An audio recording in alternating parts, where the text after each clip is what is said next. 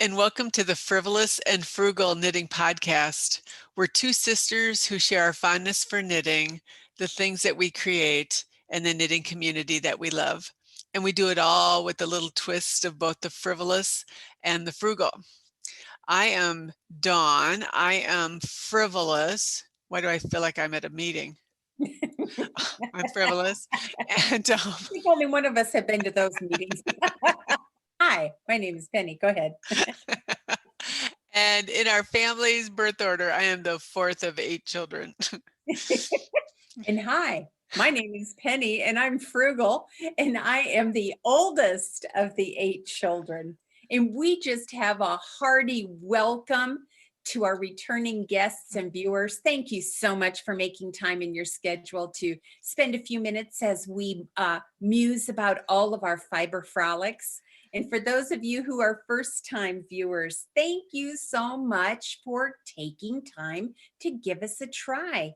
As always, we are going to share what we've got off our needles, on our needles, and what we've learned. So we hope you glean a nugget or two from today's episode, because this marks the beginning of episode 43. So without further ado, would you please grab your knitting, your favorite note-taking device, and a sense of humor for episode 43. Take it away, Dawn. Why do I feel like I need to say 12 steps or something? Okay. I can guide you through them. Can't we all? Oh, wow. Yes. So, what are you wearing? Oh, I'm wearing a sweater that I've worn before, but I just like it. The name of this sweater is the Neck Down Cardigan, and it's by Diane Soucy. It was the very first sweater I ever knit. It was knit back in early 2000, maybe 2003. And it's knit in Plymouth Encore in a multi-blend. I believe back in the day, this was a pretty edgy new yarn with all these multiple colors. It is knit on both sizes 6 and 9, 6 for the trim and my cuffs. And on the frugalometer, it gets $1 sign for the pattern and for the fiber, and $5 signs for the buttons. For the record. Okay, I'm just saying I spent more on these buttons than I did on the yarn.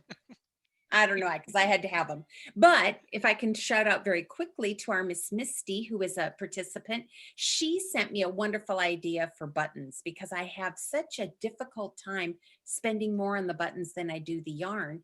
And I'm going to take her advice and start looking at the thrift shops, buying garments that have buttons I like, clipping off those buttons, and then repurposing the fiber. So thank you for sharing that with me, darling. I appreciate it. I thought that was a great suggestion. I do too, and it's right up my alley for being frugal. So what about you, Dawn? What are you wearing? Oh, yes, this lovely cowl comes to you from Churchmouse Yarns and Tees, right? And Tees. Anyway, that is a paid-for pattern, I believe, on Ravelry. And the yarn is, well, this is dual layer. So the inside is mohair, and the outside is Malabrigo Moro, which is their silk base. And the inside is Lang Yarns Mohair Luxe. And we bought this again at Elgin Knitworks when we went a few years ago. And it was, they had it on display, and I just loved it. And you don't have to wear it doubled over like I do. It just helps when I keep it a little way off my neck when I'm warm, to help with that. Let's see, frugalometer. I would say, if I remember right, I got the pattern free when I bought the yarn, but it is a paid-for pattern on Ravelry. So I'm going to say that for me, the frugalometer for the pattern was a 1. The yarn, I'm going to have to put up there probably as a 3 or 4 on the frugalometer. And I assume the pattern's still available. So yeah, and a quick knit, yeah, you just do the long tube and then Kitchener together. And that's always a good lesson, to sit in Kitchener for a long period of time. And I don't know about you, but when I Kitchener, I need it quiet. Absolutely. I have to sit there and say that little phrase, you know, about purl on, knit off, whatever. I have to have it written right in front of me to do that. So yeah, I like it. And then you don't have nothing behind you. Oh, you know what? You knit those stockings. I did. Those are Mary Maxim Ragg Christmas stockings. I don't know how I got that kit, but I did. And so I had the grandchildren choose which pattern they want. They offer 3 different patterns with the kit. And these are 2 of the patterns. I still have at least 2 more stockings to knit. And well, I'll have actually 3. And these will be the stockings we keep here at our house. So yeah, very fun. Definitely on the Frugalometer, $1 sign for both the pattern and the kit. And I have no idea if they still offer it. So sorry about that. But the information is on my project pages in Ravelry. So if you'd like it to look at it, feel free. You know, I've never done Christmas stockings. That's something I should think of. Oh, I have another kit for Christmas stockings. It's another Mary Maxim. And I think I ordered it when Grandma Ann was living with us. So I'm going to pull that out and maybe work on that for next year. Oh, that would be a good something for me to think about for a 2021 goal. Oh, yes. I can't wait for our next episode or 2 because you're going to be sharing that with us. Yeah, I will. I keep changing it every day in my list of goals. Miss Ruby here, right? Is that her name? I think Ruby is. It is Ruby. Yes. Yeah, you got Ruby. I got Opal. I always think, which one's which? Anyway, I should get her one of those name tags that say, hello, my name is. Then I'd remember. That is Moonwake. That's a pattern by Andrea Mowery. I use Julie Asselin's Melange. Melange is the base, and my project page would have the names of the yarns. Again, she's French Canadian, so I can't pronounce most of the names. I did this as a knit along with a good friend of mine, Miss Kathy, and she picked out the yarn and she ordered the kits for us, and I just ran down and got them. So Firefly Fibers is in Beaver Dam, Wisconsin, a little over an hour south of us. And so, you know what? I'd go high on the Frugalometer for both of them.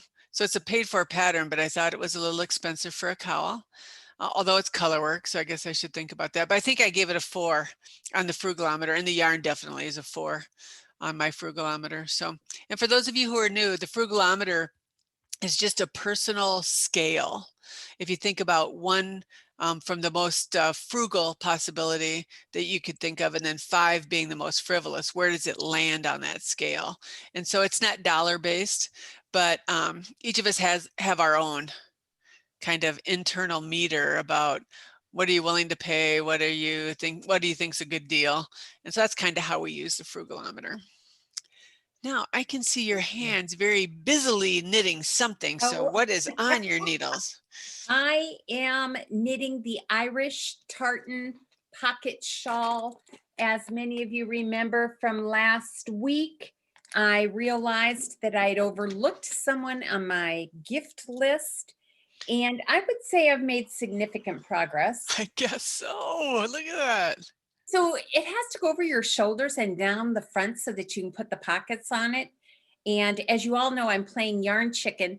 Well, I went and bought an extra skein of Encore just in case, and I am not going to use it. I'm going to return it because I got thinking, why not make a complimentary pockets on these and complimentary fridge or coordinating, however you want to look at it.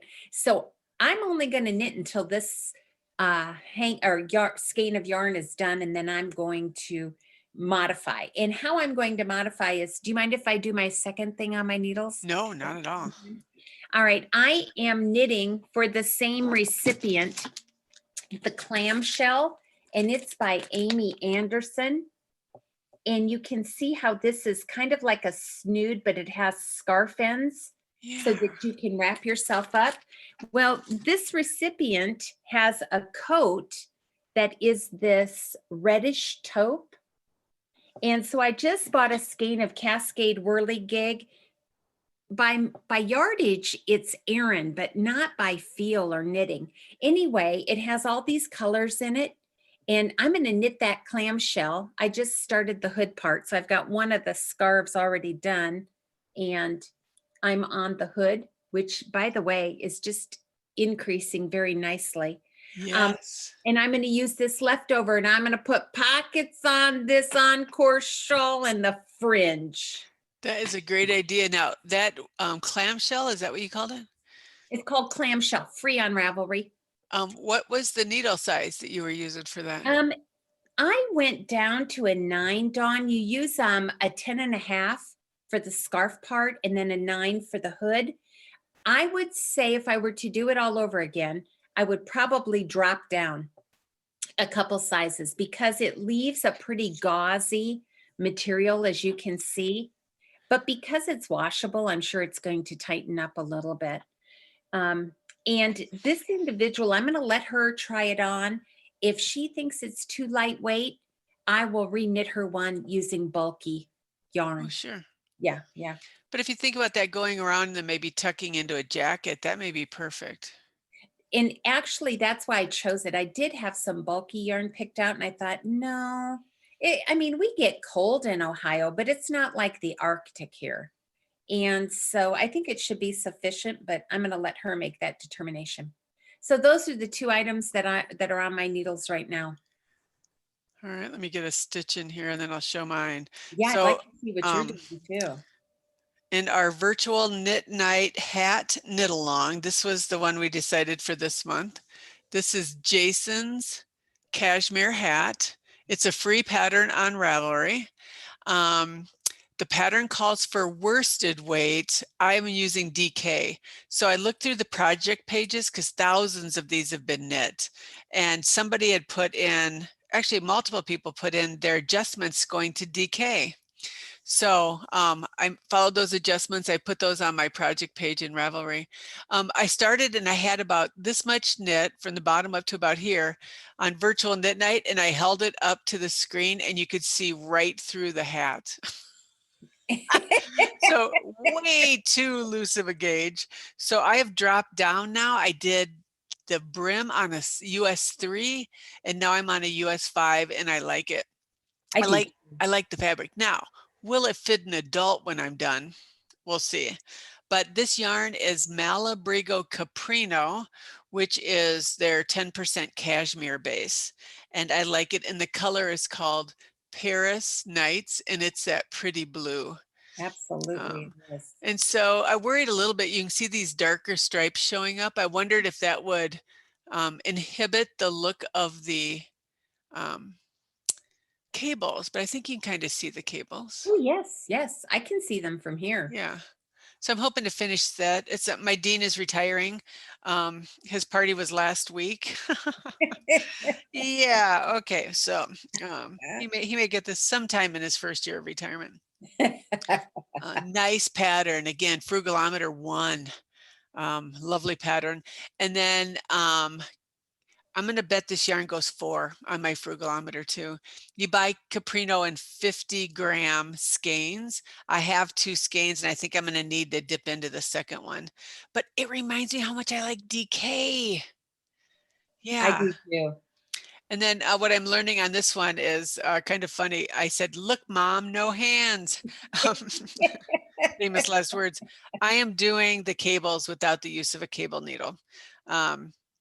Nurse Norell, Susan, had posted in our knit along that she did it without cable needles. So I watched Knit Pearl Hunter's video.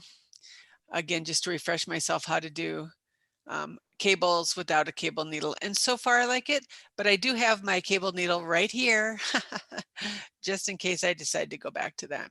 I think for beginning knitters, what a nice pattern if you want to try cables, because they're only going one direction.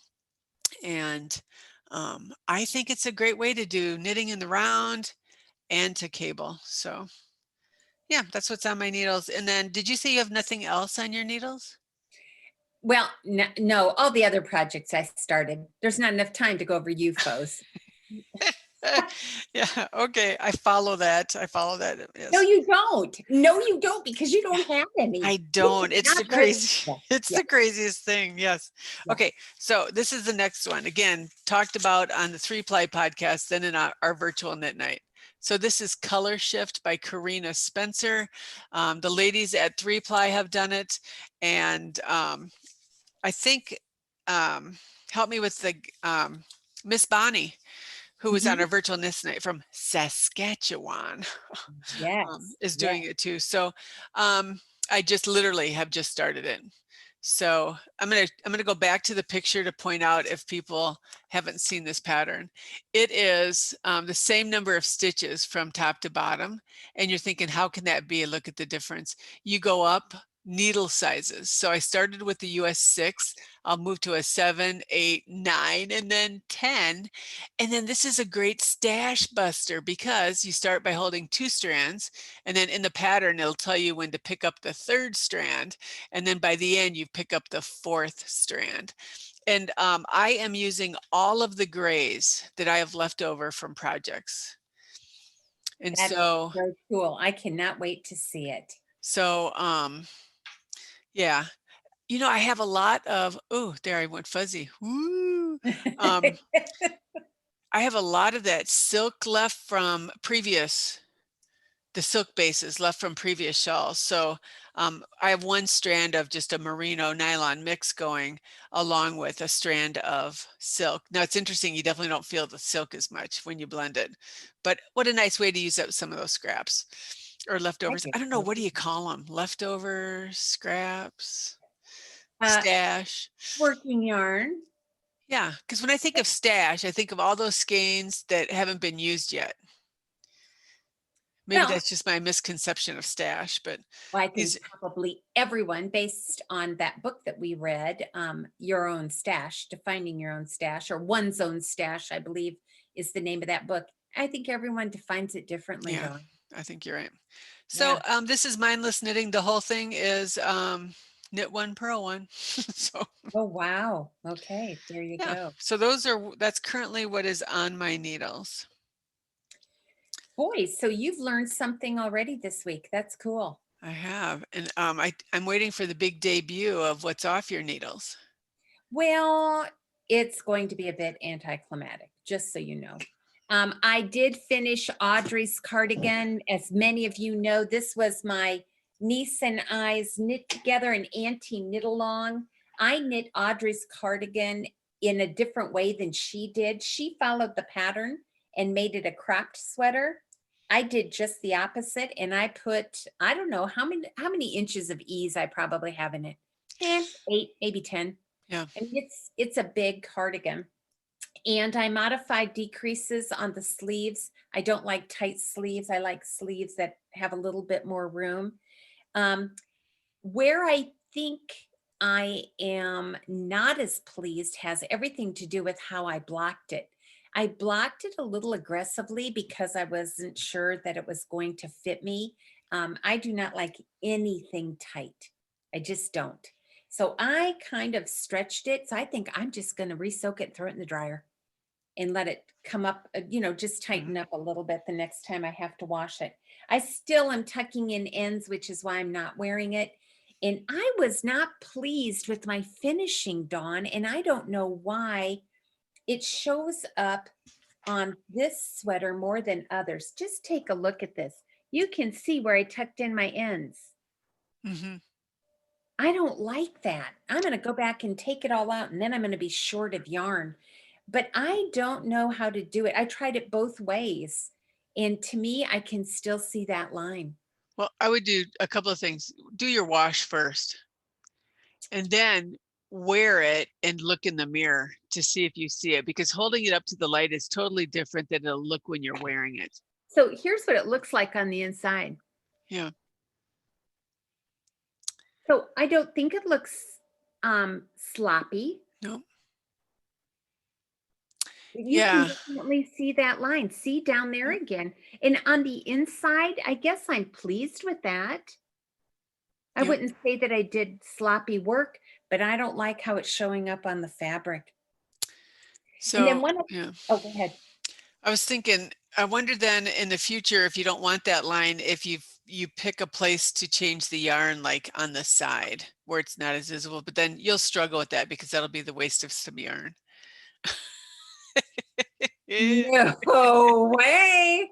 I'm using every bit of this. It was like a 3 or 4 on the frugalometer. Oh, yes, yes, yes. Now, one other thing I'm going to do, I'm going to undo my sleeves, and I'm going to add, first of all, I'm going to undo the ribbing totally. And I'm going to drop down a couple needle sizes because I like to flip my cuffs like this. Yeah. And I'm going to double it because I have enough yarn left over to do that. Oh, that's a good idea. Yeah. And then these are the buttons. They're very, as you can see. Yeah, there you go. Yes. They're very unassuming. I wanted that. I didn't want them to be the feature of the sweater. So as much as it's off the needles, now that it's off the needles, I want to make some changes, which I think kind of happens sometimes when you knit a garment. So I think you're right. yep. So what do you have off your needles? I have a couple of things. Let me grab the head. Oh. You can give him a name, Dawn. He can be like Mo. Oh, Fred I head. don't. Oh, Fred. He's Fred the head. I'm sorry. Go ahead. This is the Blurry Flurry. It's a hat by Cozy Up Knits. The yarn was a kit from Ginger Snap That, and it's called Pixel because of this dyeing of the pixelated, I suppose the pixelated. So it goes, let me see if I can come down. So you can see where it was a little more black in the beginning and then lightens up and then introduces the pink. And the pom-pom came with the kit. So it's perfect. Now, I can't find my buttons to get that on really secure, but oh, I think that works, huh? I think it does too. It's great. It's you. So it was 30-gram mini of the black. I used all of it for the brim because I wanted a big brim. Unfortunately, Fred's head is not the best for trying to show you that. And then it did have a textured pattern for the body of the hat, but when I did it, I couldn't see the texture because of the busy yarn. So I just went back and did a ribbing. Yeah, I like it. I have the kit also in purple. And so I don't know if I will follow the same pattern or just use that yarn for a different hat. And of course it came with a purple and black pom-pom. Oh, how fun. Frugalometer, I forgot what I put. Maybe Nice. 5 for the 4 for the yarn. 4 or 5. Yeah, you put 4 for the fiber, the kit. Okay. And she explains that the yarn's a little more expensive because that's a pretty time-consuming dyeing process to get that pixelated yarn. And I'm just going to trust that because I have no idea what that means. I mean, I know very little about techniques used for dyeing. So yeah, so that is nice. I think it'll go in the gift box. Not sure. But yeah, I'm glad that is finally off the needles, and it's worsted weight, so man, did it work up fast. So that was nice. It did. It's very pretty. You did a nice job. Thank you. What else do you have off your needles? I have one other item off my needles, and it is hat number 2 from hashtag 45 hats, 45 designers, because I gave the first one away and didn't have one to take a picture. However, I did modify it. It is called the Double Knit Beanie by Seaman's Church. This whole project earns a $1 sign on the frugalometer for both the pattern and for the yarn because I used Cascade 220 Superwash in the jet colorway. Now, Dawn, do you remember when we did that double hat? I don't know. I bet I've knit probably close to 15 or 20 of these. And always the comment I get back from the people I give it to is that, similar to what Miss Brianna said, when you transition from double knitting to getting a single fabric, the top of the hat is airy and it's not nearly as warm. So this one I modified and I carried along an additional piece of yarn. So now my fabric is doubled at the end. Nice. So this is a gift. And so I will photograph it and then give it. So it's very nice. I went in and downloaded that pattern. Yeah. And they show you how to introduce a second color if you want. I saw that. I tend to use this pattern as mindless knitting. Yep, I think I would too. I'd like to try that. And I don't know. I might be able to find ways to use 2 colors. It would be a good stash buster, that's for sure. Yeah, and they Um, just did stripes, I think. Yep, I guess that makes, oh, I actually did one like that. Sorry. Okay. I did it several years ago at Christmas. I sure did. Once you said that, I remember doing it. I did it with navy and gray. Oh Mm-hmm. yeah, that'd be pretty too, wouldn't it? Yep, I think I gave it to one of the boys for Christmas. What about you? Anything else off your needles? Well, I just happen to have something else off my needles. Of Let me put course in one you more do. stitch. You're a Miss knitting machine, my lady. Miss Melanie Berg. All right, here it is. Oh, oh, So let's start it here. Dawn, Dawn, Dawn. Oh my goodness. So this Oh, is it's gorgeous. Nixe by Melanie Berg.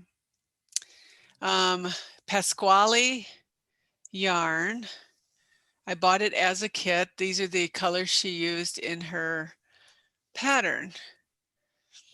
I think I ended up using a size 4. Now, what I wanted to show you is what happens when you aggressively block, and you see what my border did? Now that'll lighten up, that'll loosen up, but I run that cord through there, that weed whacker cord, and when I pulled, it caused that last row to stretch a little bit. And I would say in a month's time, that will relax and be just a normal border. But I Okay. forgot to tell people that when you block aggressively. Now, if that was a picot bind off or something like that, it would be fine. But this is simply delightful. The pattern says you keep doing this mermaid pattern until you run out of yarn. Mhm. And I did not get as many repeats as she did with the yarn. And I think that's because I did not do a gauge swatch. So, and then I would have liked this bottom border to be a little whiter, but again, I just went till, I think I had 2.1 grams left. Woohoo! I Look know. at you. I like it. That yarn is delightful. Gorgeous, Dawn. Yeah, 90 inches long by 27 at its deepest point. The pattern said 96 inches long. So that's a good comparison on how off my gauge was compared to hers. But yeah, I like it. Well, maybe the question is though, are you comfortable with the fabric your gauge Oh, produced? I am. Yeah, Well, there you absolutely. go. So So maybe is that something that we should consider, especially for new knitters? I think I would encourage new knitters to knit for the fabric you like, not necessarily the gauge, and then make the mathematical adjustments yeah. later. And here's my frugal issue. Frugal issue? I I didn't know. know we had issues when we were frugal. Did you know I could say that word out loud? Frugal.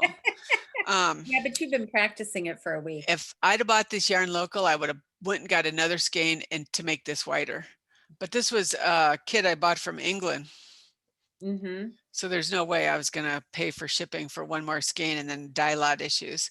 So one of the reasons I love buying from the local yarn shops is if that would have been easily available, I would have done it. And then I would have just knit that as wide as I could with the yarn. So I have to chuckle. I said to myself, wow, there's only 300 stitches on the needles. And I think that's because Stephen West, it was 900. So 300 seemed like a breeze to me. So Well, I'm not sure if I'm gonna keep this for me or if I will put it in the gift box, but delightful, delightful yarn.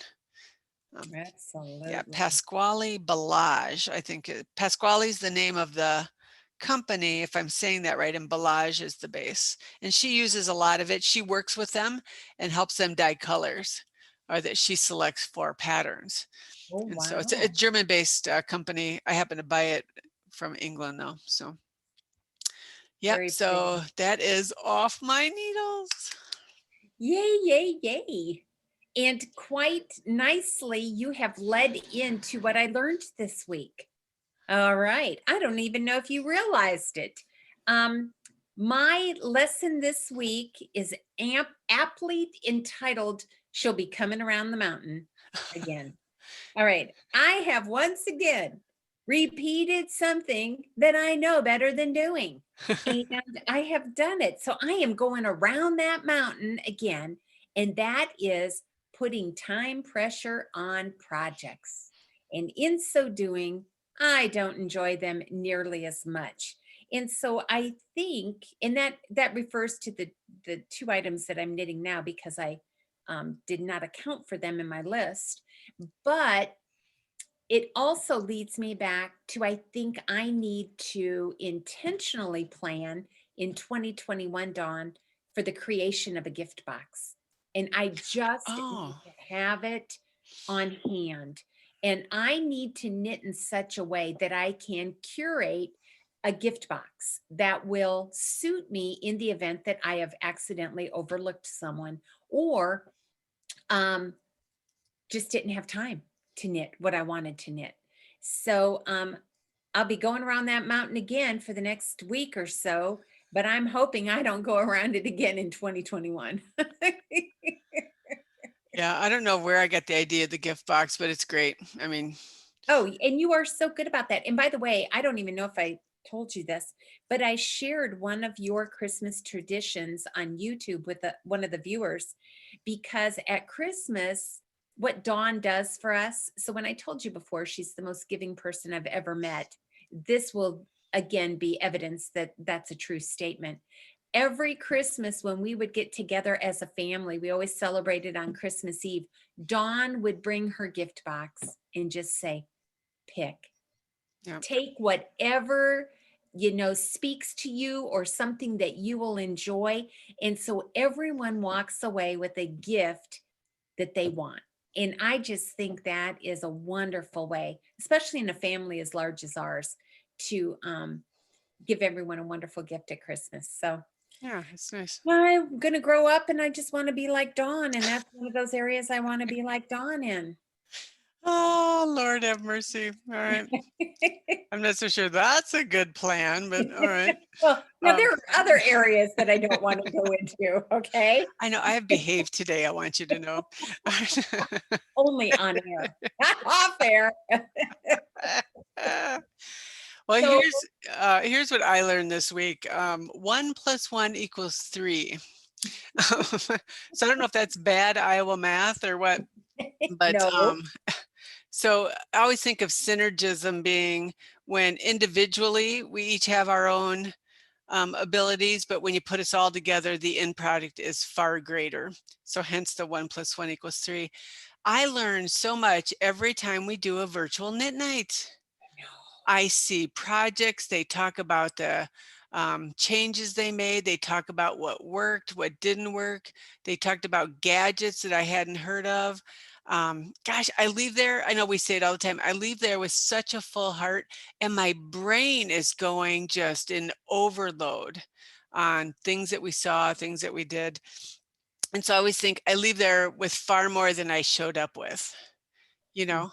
And so for 2 hours, you always say it's 2 hours of solid knit talk. That's exactly it. And now we're getting to know some of these people. And so it's so much fun that they're going to do knit alongs with us. Or we just say what we're going to cast on. And some people said, okay, I'll cast on with you. How delightful is that? Mhm. And so I just think the community as a whole is strong when we get together. And so right now it needs to be virtual. Okay. But even when we get back to the shops, I love what the group comes up with. Mhm. Yeah. So that just I'm with you know, you. that completes me. It does complete you. And speaking of completing, we have a thread in YouTube that's complete now. Last week, we invited you to share your holiday knitting traditions. And we do want to thank all of you for sharing. There are a couple that I think I would like to somehow incorporate. Yep. Maybe not this year, but in upcoming years. It was delightful to hear a little bit of history and what you remember most about your previous holidays as well. And so we did a random number generator last night during Knitting with the Aunties, and we have a winner. So I know you're going to be tickled because you were tickled during our virtual knit night. Miss Elise KT, you are this episode's winner for sharing your holiday knitting traditions. And even though you don't have any right now, I have a hunch that over the upcoming years, you are bound to start doing something that will become a tradition. And if I remember correctly, darling, you are going to try and cast on with us on Christmas Eve. So that just might be one of your new traditions. But do me a favor, darling. email Dawn, send her your information, and we will get your gift out to you, hopefully at the beginning of the new year. So thank you for participating, and thank you for all of you who joined in on it. It was wonderful. And for other giveaways, we just want to let you know that our next big giveaway is going to be when we hit 2,000 subscribers, and that's a long way off, so I'm not going to spend much time on that. But we will be choosing during episode 44 someone from the Finish Fixer Frog at Cal. So we're excited to do that. And if you haven't posted anything and you're not really sure what you want to post, I encourage you just to open that thread. You are going to see projects in every phase of completion or frogging. You are going to see a little bit of everything, and I'm sure it's going to give you just the inspiration you need to post a picture of what you're working on. Again, we will draw that, but it won't be in exactly a week because our next couple of episodes will be delayed because of the holidays. So they'll be coming out, but we're just going to spend the holidays with our families, and we'll make sure we record after we have that time together. And in closing, Dawn, I again would just like to echo your comment about honorable mention to all of those who joined us for the December virtual knit night. It was great. Thank you for everyone for making that time to join us. And we can't leave without saying, what would Nikki say, right? So the reason this one is appropriate is we, at the end of the virtual knit night, opened up questions. We just said, ask us anything and we'll answer it. There's really very little that Dawn and I hide, probably nothing, because if we're trying to hide it, you're going to see it on our face. And one of the questions was they wanted to ask what all of us taught. So all three of the girls are teachers. And if you'd like to know what we taught, gee, you might need to come to the January virtual knit night. Because here's right now what Nikki would say to us. No matter your career choice, we are all lifelong learners. Whether it's golfing, knitting, or teaching, we all set goals and strive to achieve each one. And it's so true.